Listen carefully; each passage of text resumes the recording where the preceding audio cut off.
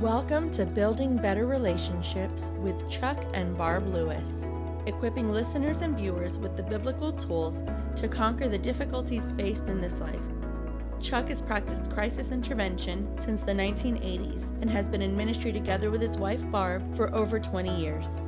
They've taken the countless lessons and the knowledge they've acquired and have put them into this life skills class to share with you. We hope this blesses you. Well, hello again. I'm Pastor Chuck Lewis, and this is my wife. I'm Barbara. And we're excited to be back with you on building better relationships. And the reason why we have these programs is to teach people the things that we're learning and continue to learn. I don't think you ever get to a point where you stop learning. No, we're always in process. About the time I feel like I've got some answers, they change all the questions. So, we're going to keep learning, I think, as long as we're on this earth. That's right. So today we're going to talk about what? The title of today's program is Grace for the Step Family. Grace for the Step Family. Wow. Well, we all need grace, don't we? Yes. And I remember praying with a prisoner one time, and I said, "What time's your hearing?" And he said, "Tomorrow at 10 o'clock. I said, "Do you want me to pray for justice?" And he says, "No, pray for mercy. Pray for mercy." I never will forget that. So he wanted grace. Oh, he needed grace. Oh my gosh, big time. Yeah, but God is the God of grace, and God is the God of mercy. And you might be listening and think, "Oh, brother, I've done so many things wrong. I've blown it so much. I feel like I've got a PhD in how to blow it." But God is a God that wants to restore you, and He's into restoration of families, isn't He? That's right. And when you're building a step family, it's like building a house.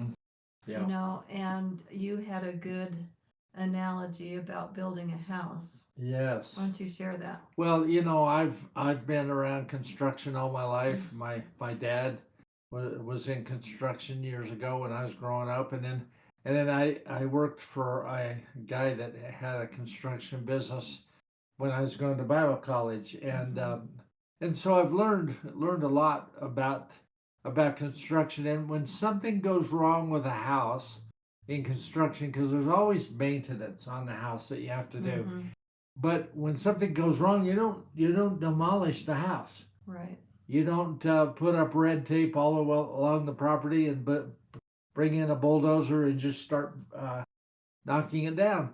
You learn how to fix those things that are wrong. And Barb, I'm fascinated with all the YouTube videos now of how to fix things. Yes. I don't know if there's anything you couldn't probably find on YouTube somewhere on how to repair a leaky faucet, or how to change a light switch or whatever.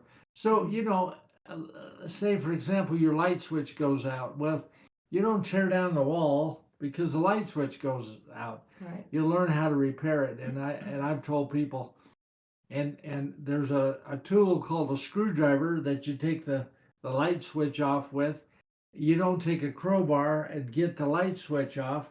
And you could get that off with a crowbar, but then you have to replace the whole light switch because you've damaged it so bad. But if you learn how to, you get introduced to the tool, and then you get introduced to the skill, then you can repair it with minimal damage, hopefully. Right. Yeah. And that's the way a relationship is in step family.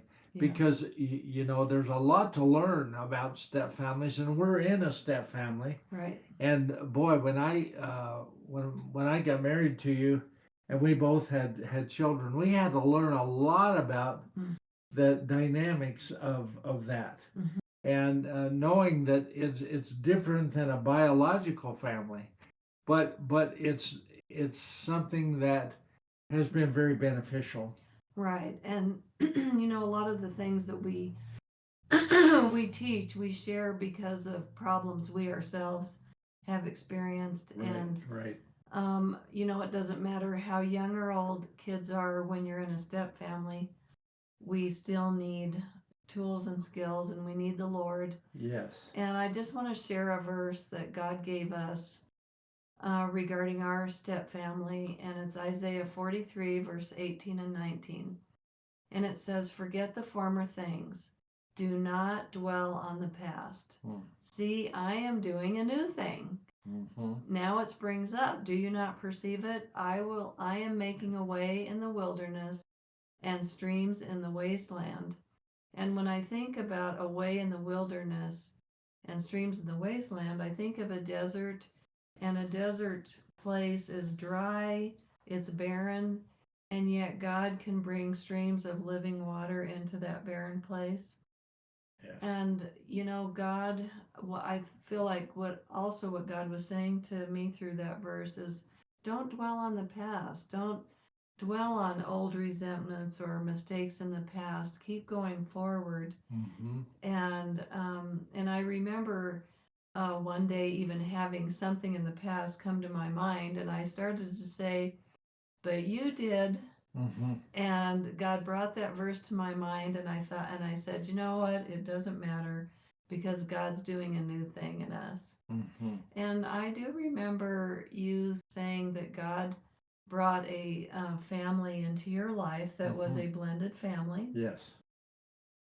And they kind of became those streams in the wasteland for you, because they showed you a better way of, in fact, they had healthy ways of functioning in their step family that was better than how even your original family worked. And so why don't you share how they were kind of streams in the desert for you? Oh yeah, I mean, my biological family, I didn't know a lot of tools and skills at all, growing up, because I didn't see them modeled in front of me. I saw a lot of dysfunction modeled, but I didn't see a lot of tools and skills.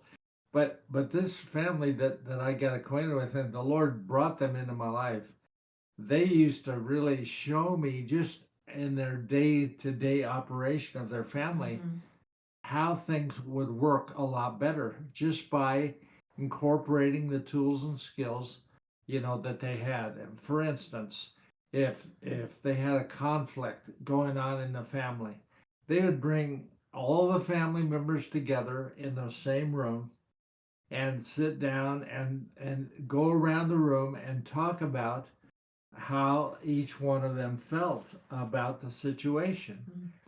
And the father, was kind of the one that led the meeting and kept the meeting in order, which was so important to keep that from getting out of order. But I loved it, and I sat there a lot of times with my mouth hanging open, and they would look at me and they'd say, "Boy, Chuck, you look like you've never seen this before." And I said, "Well, that's because I haven't. This is the first time I've ever seen somebody resolve this kind of conflict in a more functional way." And I thought, man, this needs to be taught to the congressman in the Senate in Washington, because it's like, we know how to create conflict, we know how to keep conflict going, but how do you resolve it? How do you come to a point where everybody gets heard and everybody gets valued for their opinion? Nobody gets put down for their opinion, even if it's different. I began to learn that different was not deficient.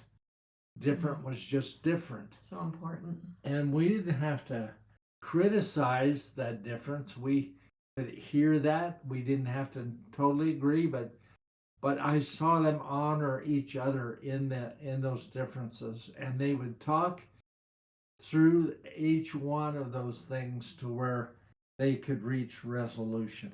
And so some of the things you've mentioned to me that they did was, if a family member escalated too much during this conversation, they were encouraged to take a time out until they had more control over themselves, and then come back and continue to share.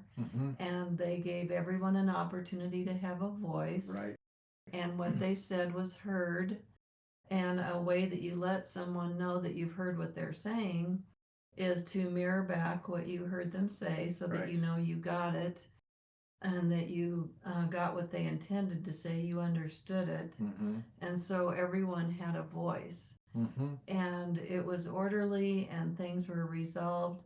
And they modeled conflict resolution in front of them, which I think a lot of us hide that from our kids, probably because we're afraid we're not going to be able to work it out Right. or we don't know how to work it out. So to work it out in front of them so they can see that it's possible is really good. So Right. so they showed you how you could be rivers in the desert. And Sure. one thing that Chuck and I do when we have a particularly difficult conflict is we reassure each other that the marriage wall is intact Yes. and that we're not leaving, we're not Very going important. anyplace. Yeah. Because most people in a step family probably have a wounded filter of abandonment and rejection. Mm-hmm. So to be reassured that you're not going anyplace. Well, I think in the step family, it's important to even say that to the children, is that I'm the family wall is intact. Mm-hmm. I'm not going anyplace. Right. Because I think a lot of kids have been abandoned multiple times. And to be encouraged that it doesn't matter, there's nothing they can do to make you not love them anymore. That the family wall is intact and you're not going anyplace. Right. I'm committed. When we get married, we enter into a covenant relationship with God and with each other to keep working on it for as long as it takes. Right. And what I've seen is sometimes a conflict gets worse before it gets better. Mm-hmm. And it's just so, I know for me, I think my old dysfunctional self would have wanted to run away. Mm. This feels too uncomfortable. It's too hard. I can't do this. And when you and I first got married, I think my running away was to go into my bathroom and close the door. I wasn't going anyplace, but I still had that desire to run away. And it took commitment to stay Mm-hmm. and work it out. Even, I think it is important to take that time out to know that it's much better to talk about things when you're not so upset that you're going to say something you're sorry for, because Right. that old saying, sticks and stones may break my bones, but words will never hurt me, is Well, that's not the true. opposite is true, because your bruises and cuts from sticks and stones will heal, Yeah. but words can leave wounds that 40 years later are still there. So I think it's important to not allow yourself to be tempted to go into the old ways of withdrawing and running away, but to stay and using the skills that we've taught on some other programs, the timeouts and the mirroring. Yeah, and words are so powerful. So you want to be able to go into resolving the issues with a mindset of doing just that. I'm talking about this for the purpose of resolution. I'm not talking about this for the purpose of shooting on everybody of what they should do or should not do, but it's for the purpose of resolution. So I've got to choose words carefully. I've got to use words, especially with our kids, that are honoring and encouraging. Even when you talk about what's not working, you can talk about it in an honoring way, and maybe even ask the question, okay, this choice doesn't seem to be working very well. Let's talk about other choices that maybe could be made to make it work better, without making anybody feel terrible about themselves, or feel like, well, they're the problem child, or whatever. It's like negotiating the problem, just talking about the solution and what are we going to do to change it. That's the whole point of conflict resolution.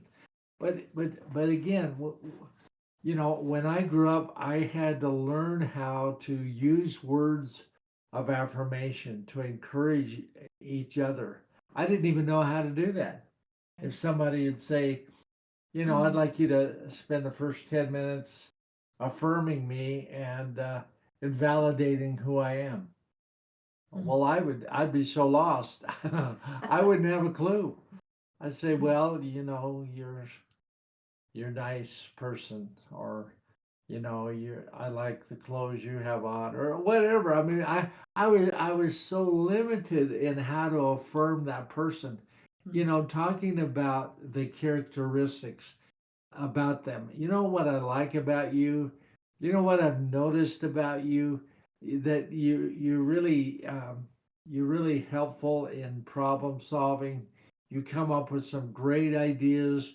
I've heard you talk to your friends and they've had a problem, and you've gone right into suggesting some things that they could do, to solve that. Anything you can do to encourage them, to build them up, then it could possibly invite a atmosphere that when you're talking about a problem that they're doing, they might be able to hear you better if you spend a lot of time lifting them up. Yeah, that's a very good point. And today we're particularly talking about giving grace to each other in a Yeah. step family. And I think that needs to be talked about, the concept of grace and forgiveness. I think as a parent, we could model it by giving a child grace when they do something wrong.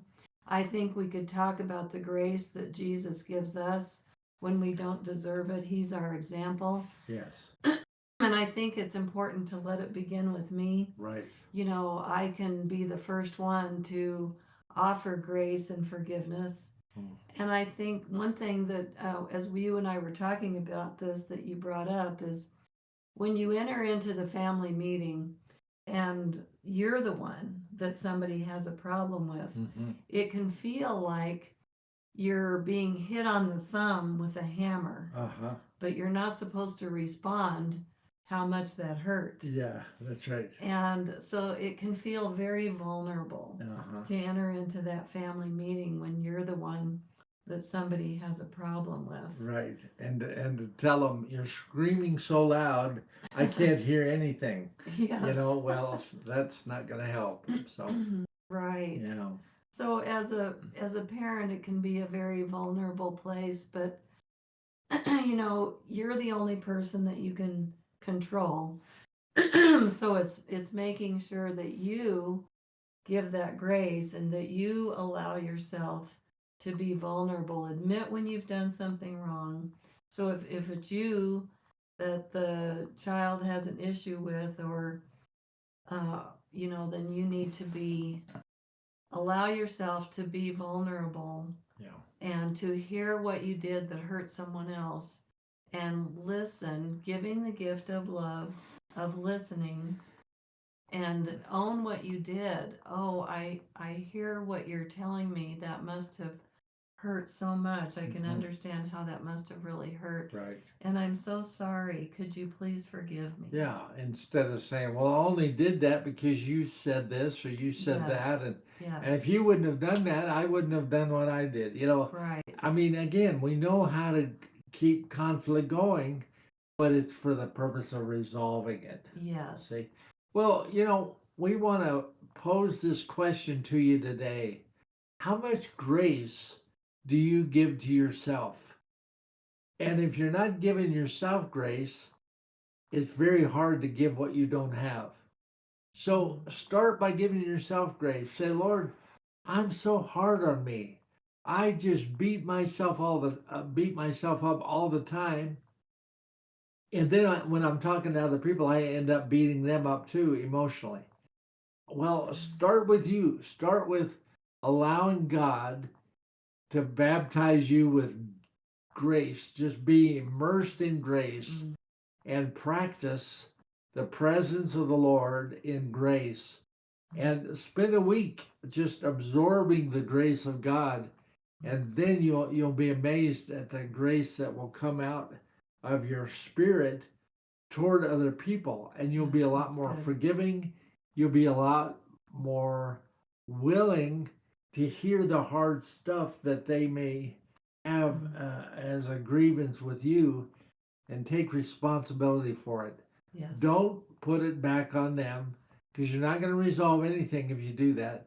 but just hear it and take responsibility, and then tell them that you've heard what they're saying and you're willing to take responsibility to work on it. You know, I've heard people say, well, I'll never do that again. Well, that sounds good, but then when you do it again, they think you're lying to them. So you say, you know what, I will really work on that. I heard what you said, and I will work on that. So there's always hope, beloved. When you're listening today and you're thinking, man, we never try to resolve anything because our family's always in shambles, always in fights. We're always arguing. Our spirits are so closed toward each other. You know, we don't even care about what the other person's saying. Well, let us start with you today. And put in your comments and let us know how we can pray for you, and we will do that. And because God is a God of hope, and He wants to restore your family. And if you don't have the faith to believe that He can, you can use our faith. That's right. Because we believe that He can. God bless you today. It's been great to be with you, and we will look forward to seeing you next time. If you are blessed by this ministry, please subscribe, like, and share. You can also make donations at chucklewisministries.com. Join us to keep uncovering the tools to build better relationships together. Let's do this again next week.